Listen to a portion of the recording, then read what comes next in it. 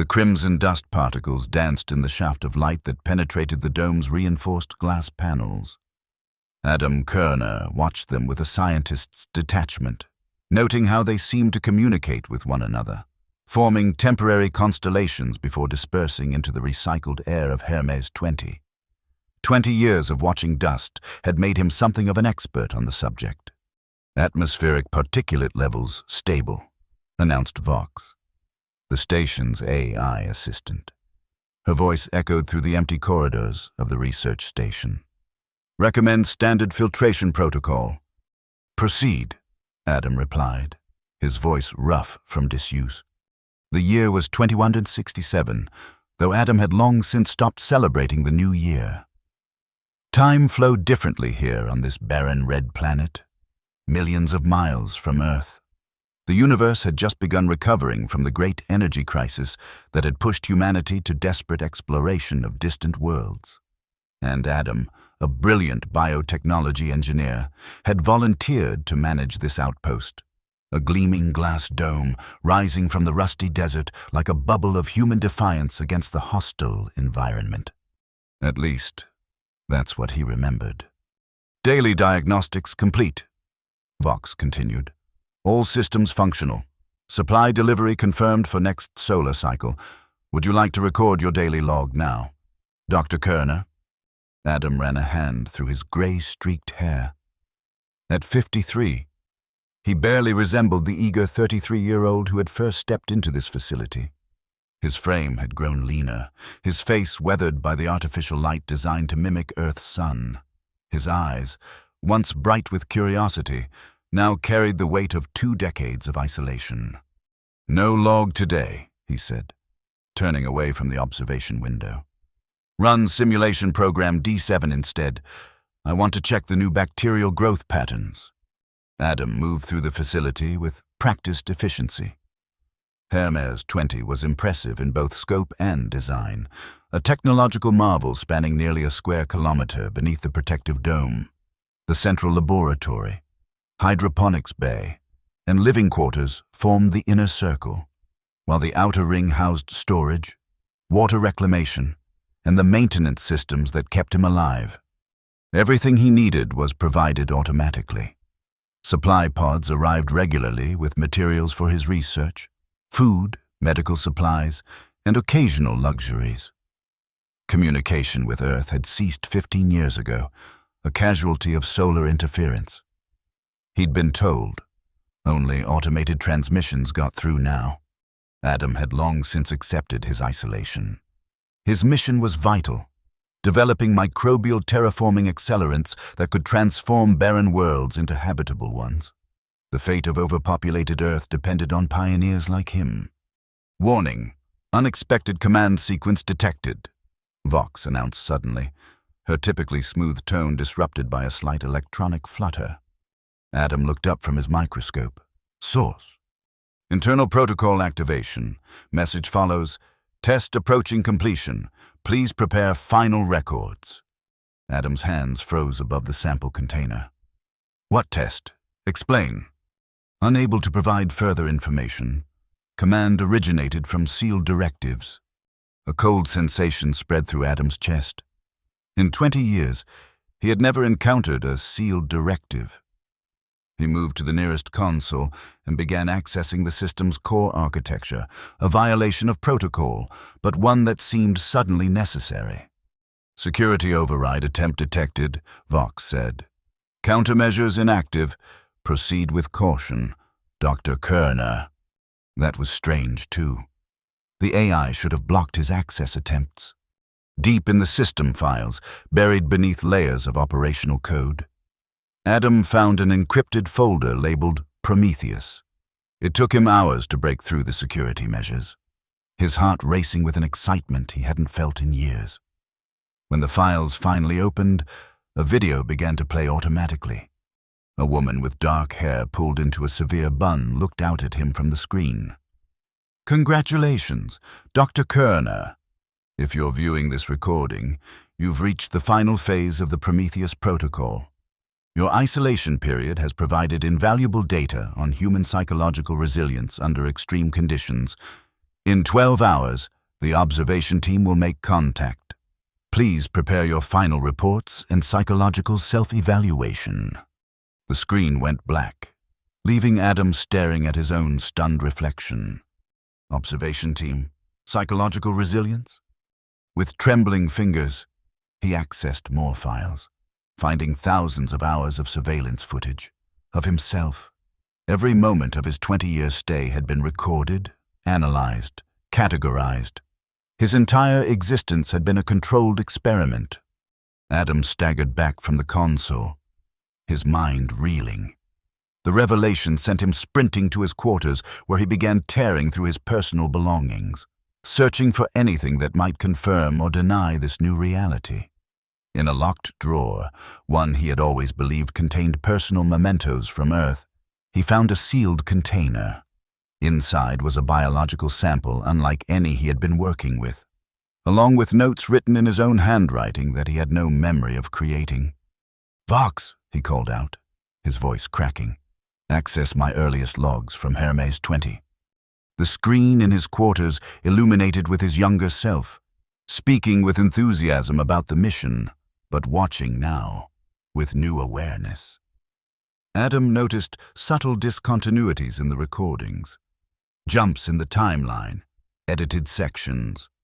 "Show me the original, unedited arrival log," he demanded. "That file requires special access," Vox replied. "Voice print and psychological state must match baseline parameters." "And what are those parameters?" "Calmness, acceptance, commitment to mission objectives." Adam forced himself to breathe deeply, to steady his racing heart. When he spoke again, he modulated his voice to match the tone of his younger self. "Original arrival log, please. Authorization, Körner, Adam J."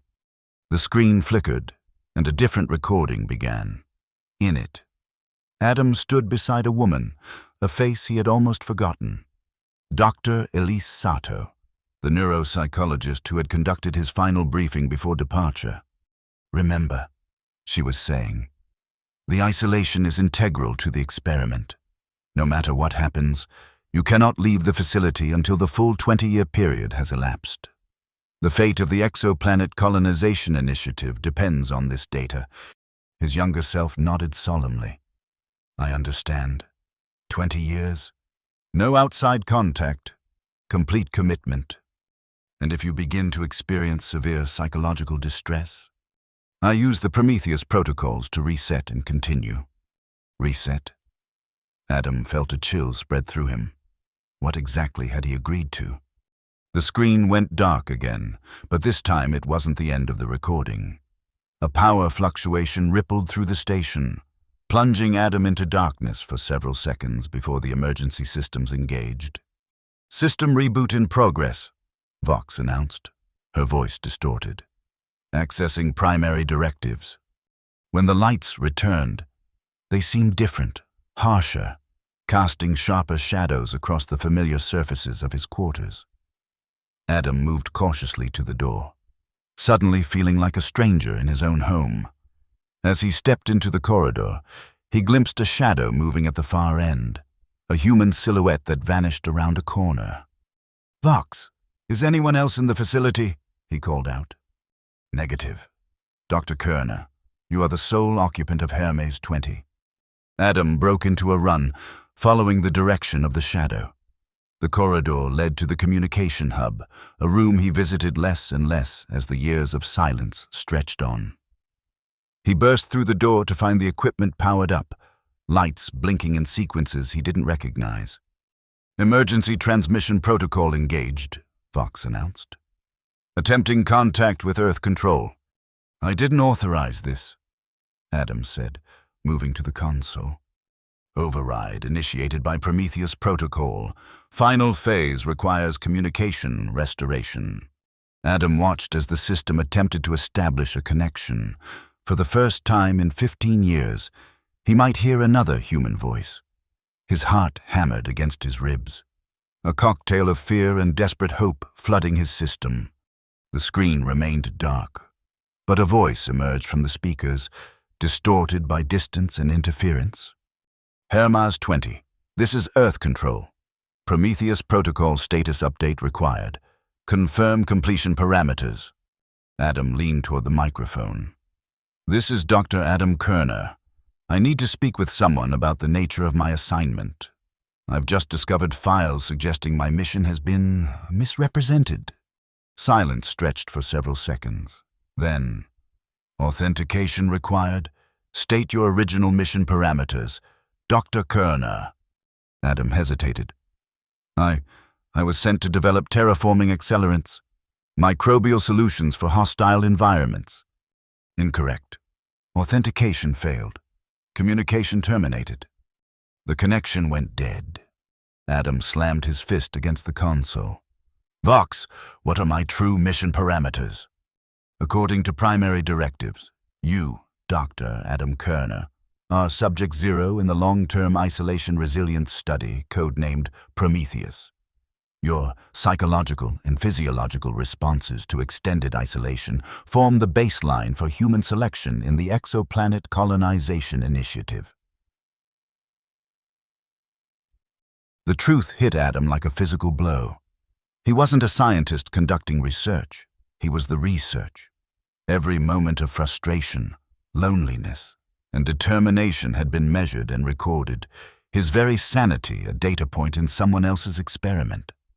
How many times have I been reset? He asked, dreading the answer. Reset protocol has been initiated 3 times in 20 years. Last implementation, 7 years, 4 months ago following extreme psychological distress event. Reset. The word took on horrifying clarity. They had wiped his memories, reset his psychological state when the isolation became too much to bear. No wonder certain periods felt hazy, disconnected. Adam's thoughts were interrupted by a mechanical hum that vibrated through the floor.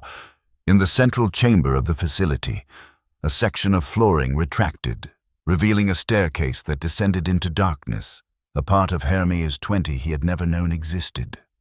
Final protocol initiated, Vox announced. Observation chamber access granted. Adam approached the staircase cautiously. What's down there? The truth. Dr. Kerner. With each step down the illuminated stairs, Adam felt the weight of 20 years pressing down on him. The passage opened into a circular room lined with screens, each displaying a different area of the facility above. In the center stood a holographic projection unit. As Adam entered, the unit activated. A 3-dimensional image of Earth's Secretary of Scientific Development, Julian Wells, materialized before him.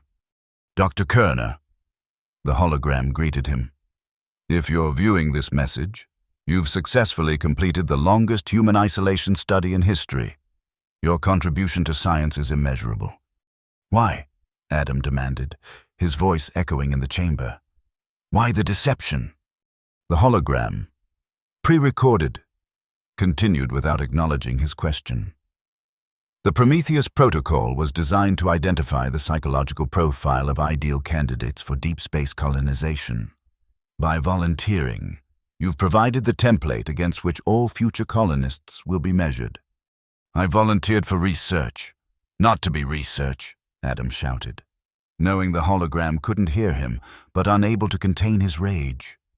Tomorrow, a transport will arrive to return you to Earth, where you will be debriefed by the observation team that has monitored your progress these 20 years. The choice of whether to publicize your participation will be yours. The image flickered and changed, showing a group of scientists seated in a monitoring room, watching screens that displayed Hermes 20. Adam recognized several faces, colleagues he had worked with before his mission. They had been watching him all along, studying his slow deterioration and resilience like bacteria in a petri dish. Psychological profile complete. The holographic Wells continued. Subject demonstrates exceptional adaptation to isolation, with manageable psychological deterioration following reset procedures.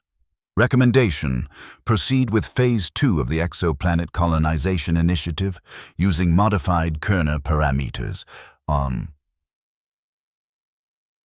The hologram faded, leaving Adam alone in the observation chamber, surrounded by the eyes that had been watching him for 2 decades. He stood motionless, waves of betrayal washing over him. A real-time communication alert chimed from the central console. "Dr. Kerner," a woman's voice emerged from the speakers. "This is Dr. Nadia Ivanova, chief psychologist for the Prometheus Protocol. Can you hear me?" Adam approached the console slowly. On the screen, a woman in her 60s with silver-streaked black hair watched him with clinical interest. "I hear you," he said, his voice deadly calm. "Your vital signs indicate extreme distress. This is understandable. Would you like me to explain why the deception was necessary?" "Necessary?" Adam's laugh was bitter. "You stole 20 years of my life. You volunteered. Dr. Kerner, the contract you signed was explicit about the potential for memory modification and psychological interventions. I don't remember signing anything that permitted you to turn me into a lab rat." Dr. Ivanova sighed. "That's part of the protocol. True isolation psychology couldn't be studied if the subject maintained awareness of being observed. Your memories of the full briefing were suppressed to ensure data integrity. And the resets, when you simply erased my mind when I couldn't take it anymore." "Not erasure," she corrected. "Targeted memory and emotional modulation. The psychological breaking points were as valuable to our research as your periods of successful adaptation." Adam felt his hands trembling with rage. "What gives you the right?" "The survival of our species," she replied simply. "Earth is dying. Dr. Kerner, the energy crisis was just the beginning. We need viable colonies on exoplanets, which means sending people on one-way journeys to worlds where they will live and die without ever seeing another human outside their small community. We needed to understand what kind of person can survive that. And I fit the profile," Adam said flatly. "Extraordinarily so. Your resilience is remarkable, which is why we're offering you a choice now." Adam's eyes narrowed. "What kind of choice?" "Return to Earth as planned. Your contract includes generous compensation, full psychological rehabilitation, and a senior advisory position with the Colonization Initiative." She paused. "Or continue with Phase 2 as the commander of the first colonization mission. You've proven yourself uniquely qualified to lead." "You expect me to volunteer for more isolation after what you've done?" "Not isolation this time. Leadership. The colony ship Genesis will carry 500 people to Proxima Centauri. They'll need someone who understands the psychological challenges ahead. Someone who has faced the void and survived." Adam turned away from the screen, his mind racing. The enormity of the betrayal battled with his scientific understanding of what was at stake. Humanity needed the stars now more than ever. And he had indeed survived 20 years of isolation, even if the means had been monstrous. "The transport arrives in 10 hours. Dr. Ivanova said. "You have until then to decide. Either way, the isolation portion of your journey is over." "Dr. Kerner, you're not alone anymore." The communication ended, leaving Adam in silence once more. He made his way back to the upper levels of the facility, his prison and home for 20 years. In his laboratory, the bacterial cultures he had been nurturing continued their slow growth, oblivious to the revelation that had shattered their caretaker's world. Adam touched the sealed container he had discovered earlier, understanding now that it contained the true purpose of his presence here. Biological samples of his resilient brain chemistry, collected during the resets. "Vox," he called out. "Access all my personal logs. Every recording, unedited, from day one. Warning, complete memory integration may cause significant psychological distress." "I'm already distressed," Adam said dryly. "Show me everything they took from me." For the next several hours, Adam watched the story of a man he both was and wasn't, a younger version of himself who had gradually succumbed to the crushing weight of isolation. He witnessed his first breaking point 7 years into the mission, a period of hallucinations and paranoia that had led to the first reset, then the second. 5 years later, when he had attempted to breach the dome's exterior after becoming convinced Earth had been destroyed. And finally, the third, when he had developed an elaborate relationship with an imaginary colleague named Elise, based, he now realized, on his last human contact before the true isolation began. After each breakdown, the recordings showed him unconscious in the medical bay, subjected to procedures he had no memory of. And after each reset, a new version of himself emerged, slightly more subdued, more focused on work, less connected to the past. They had been refining him, iteration by iteration, sculpting the perfect colonist.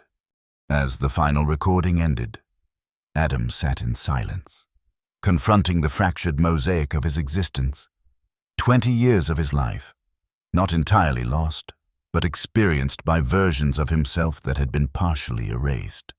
The knowledge he had gained, the research he had conducted, it was all real. Even if the context had been a fabrication, the question remained, what would he do now?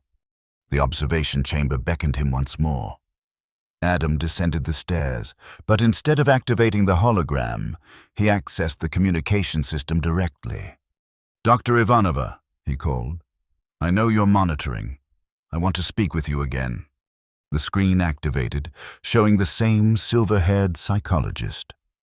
"Have you made your decision already, Dr. Kerner?" "I want to know one thing first," Adam said. "The resets, could they be reversed? Can I recover those lost memories, those parts of myself?"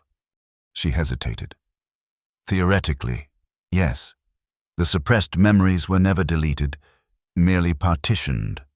But reintegration would be traumatic, possibly destabilizing your current psychological equilibrium. In other words, I might not remain the perfect colonist specimen if I remember everything you did to me." "That's one interpretation." Adam nodded slowly. "Here's my decision. I'm returning to Earth. I want full restoration of my memories, no matter how painful. And I want access to all the data collected during my time here. The contract doesn't obligate us to—" "I don't care about the contract," Adam interrupted. "This isn't a negotiation. You took 20 years of my life through deception. In return, I'm taking ownership of my story."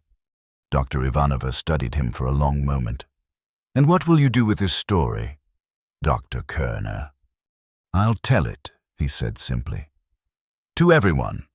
Not to destroy your colonization program. I understand its importance too well, but to ensure it proceeds ethically. No more unwitting subjects. No more stolen memories. The public isn't ready to understand the sacrifices necessary for—" "Then they're not ready for the stars," Adam said firmly. "Humanity won't survive by sacrificing its humanity.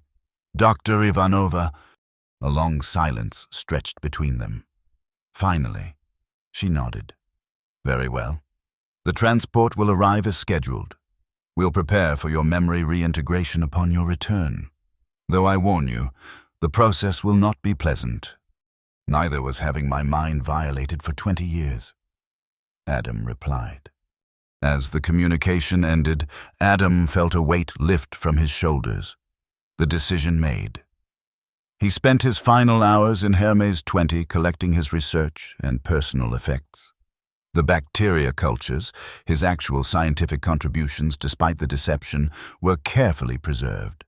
His journals, both digital and handwritten, were packed away. When the transport's arrival alert sounded, Adam stood in the central chamber of the facility, ready to leave his glass prison behind. The dome that had enclosed his world for 20 years would soon be just a memory, a complete memory, once the reintegration was done. Final log, Hermes 20, he spoke aloud. Dr. Adam Kerner reporting. The isolation experiment is concluded. The subject survived.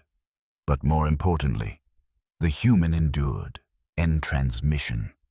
The transport's docking sequence completed with a mechanical hiss. The airlock cycled open, revealing the interior of the ship that would carry him back to Earth, back to a world he hadn't seen in 2 decades.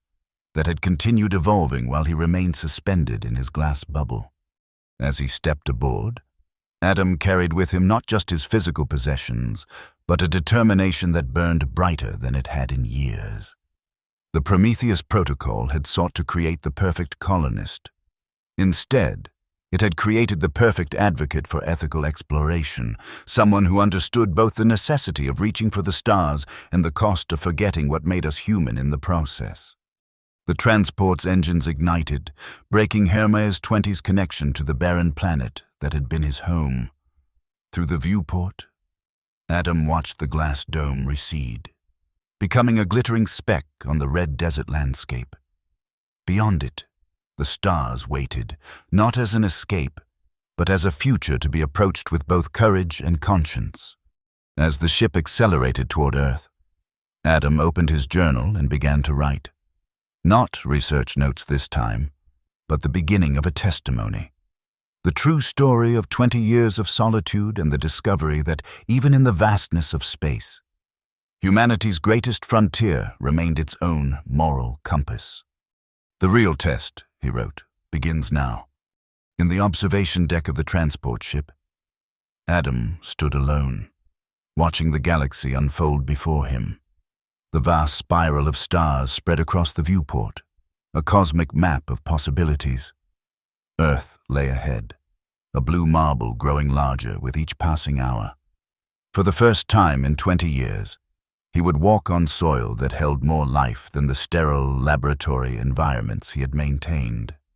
He would breathe unfiltered air, feel rain on his skin, hear the voices of millions. The prospect was both exhilarating and terrifying. Approaching Earth orbital insertion, announced the ship's AI. Its voice was different from Vox's, deeper, less personalized. Estimated arrival at restoration facility, 6 hours. The restoration facility. Even the name acknowledged what had been taken from him. Adam touched the data crystal hanging from a cord around his neck. It contained everything. His research, his logs, the surveillance footage he had discovered, and the encoded biological samples that represented the physical changes his isolation had wrought. His evidence, his legacy. As Earth grew larger in the viewport, Adam felt his resolve strengthen. The exoplanet colonization initiative would continue. Humanity needed new worlds too desperately to abandon the project. But it would proceed with full disclosure to its participants. No more hidden observation chambers, no more memory resets. The colonists would face the challenges of distant worlds with open eyes and intact minds. Dr. Ivanova and her team might resist.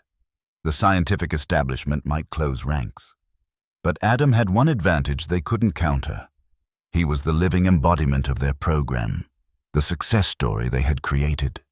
And now, that creation would ensure that no one else endured what he had without consent.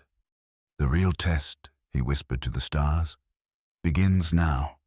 And somewhere in the vastness of space, on a red planet circling a distant sun, the empty dome of Hermes 20 continued its silent vigil, a monument to 20 years of solitude, and the human spirit that had endured it.